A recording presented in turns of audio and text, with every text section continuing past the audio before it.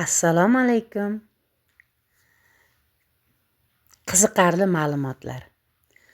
Aynan qo'ylar haqida. Nima deb o'ylaysiz? Qo'ylar necha yilgacha umr ko'radi? Qo'ylar o'rtacha 12-15 yil yashaykan.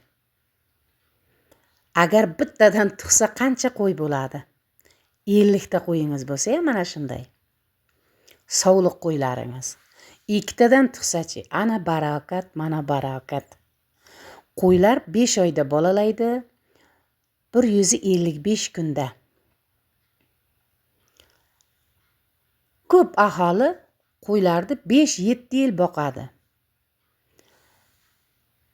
Qo'ylar 8 oyda yana qayta homilador bo'ladi, bo'g'oz bo'lib yana tug'adi va ko'payadi.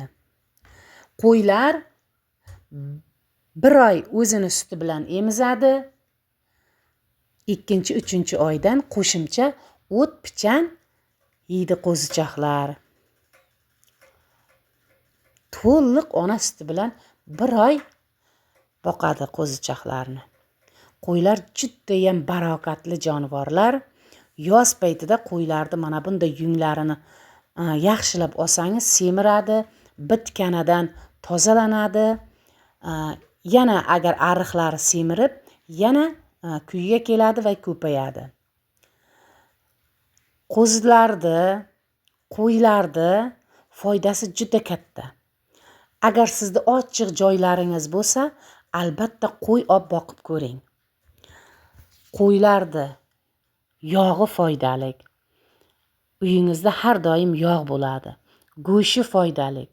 Qo'zichoqlar, yangi qo'zichoqlar tug'ib bersa sizga, ular foydali. Yungi foydali. Go'ngi ham foydali. Hovlingizga solsangiz o'g'it.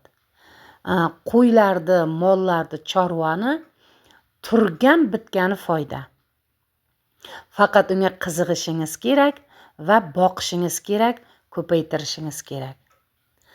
Ozgina mehnat, yaxshigina daromad. Qo'y boqib ko'ring. Obuna bo'lib like bosib qo'ying. Siz ham fikrlaringizni kommentariyada qoldiring.